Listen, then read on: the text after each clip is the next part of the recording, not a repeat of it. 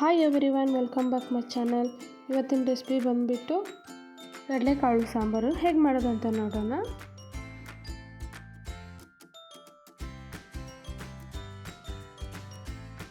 ನಾನು ಬ್ರೌನ್ ಕಾಳು ಒಂದು ಫುಲ್ ನೈಟ್ ನೆನೆಸಿಟ್ಕೊಂಡಿದ್ದೀನಿ.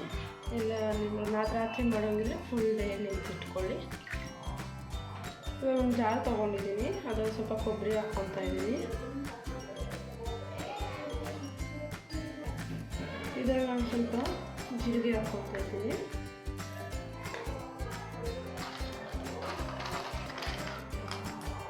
ಚಕ್ಕೆ,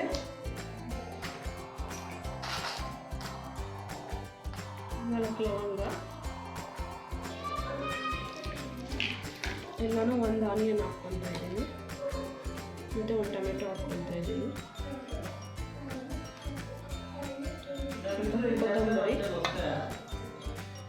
ಎಲ್ಲ ಹಾಕ್ಕೊಂಡು ಇನ್ನೂ ಗ್ರೈಂಡ್ ಮಾಡ್ಕೊಳ್ಳಿ. ಸ್ವಲ್ಪ ನೀರು ಆ್ಯಡ್ ಮಾಡಿಕೊಂಡು ಇನ್ನೂ ಗ್ರೈಂಡ್ ಮಾಡ್ಕೊಂಡು ಇಟ್ಕೊಂಡಿದ್ದೀನಿ.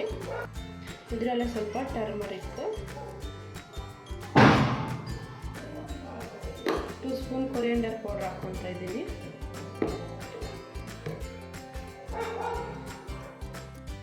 1 spoon red chilli powder, home made red chilli powder. ನಮ್ಮ ಮನೇಲಿ ಸ್ಪೈಸಸ್ ಎಲ್ಲ ಹೋಮ್ ಮೇಡೇ ಮಾಡ್ಕೊಳ್ಳೋದು. ಮತ್ತು ಫ್ರೆಶ್ಶಾಗಿ ಜಿಂಜರ್ ಗಾರ್ಲಿಕ್ ಪೇಸ್ಟು 1 ಸ್ಪೂನು ಮಾಡಿಟ್ಕೊಂಡಿದ್ದೀನಿ, ಅದನ್ನು ಹಾಕ್ಕೊತಾ ಇದ್ದೀನಿ. ಈ ಥರ ಫ್ರೆಶ್ಶಾಗಿ ಮಾಡಿ ಹಾಕ್ಕೊಳ್ಳೋದ್ರಿಂದ ಟೇಸ್ಟ್ ತುಂಬ ಚೆನ್ನಾಗಿರುತ್ತೆ. ಇಲ್ಲಿ ಇನ್ನೂ ಸ್ಟವ್ ಮೇಲೆ ಕುಕ್ಕರ್ ಇಟ್ಕೊಂಡಿದ್ದೀನಿ. ಕುಕ್ಕರ್ ಬಿಸಿ ಆದಮೇಲೆ ಅದ್ರಲ್ಲಿ ಸ್ವಲ್ಪ ಆಯಿಲ್ ಹಾಕ್ಕೋಬೇಕು. ಕುಕ್ಕರ್ ಬಿಸಿ ಆಗಿದೆ, ಆಯಿಲ್ ಹಾಕ್ಕೊಂಡು ಒಗ್ಗರಣೆ ಹಾಕ್ಕೊಳ್ಳೋಣ. ಇದರಲ್ಲಿ ನಾನು ಸ್ವಲ್ಪ ಸಾಸಿವೆ,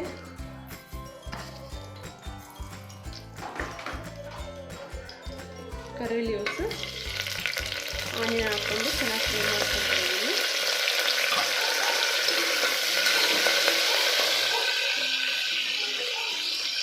ಚೆನ್ನಾಗಿ ಫ್ರೈ ಆಗಿದೆ. ನಾನು ಇವಾಗ ನೆನೆಸಿಟ್ಕೊಂಡಿದ್ದು ಬ್ರೌನ್ ಕಾಳು ಹಾಕ್ಕೊತಾ ಇದ್ದೀನಿ, ಹಾಕೊಂಡು ಮಿಕ್ಸ್ ಮಾಡ್ಕೋಬೇಕು.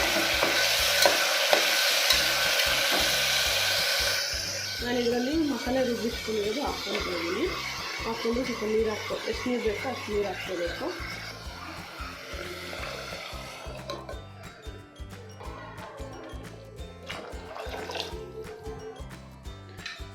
ರುಚಿಗೆ ತಕ್ಕಷ್ಟು ಸಾಲ್ಟು,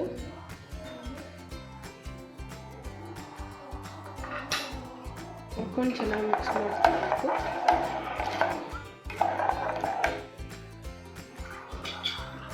ಲಿಡ್ ಕ್ಲೋಸ್ ಮಾಡಿಕೊಂಡು 3 ವಿಸಿಲ್ಸ್ ಬಂದಮೇಲೆ ಸ್ಟವ್ ಆಫ್ ಮಾಡ್ಕೊಂಡು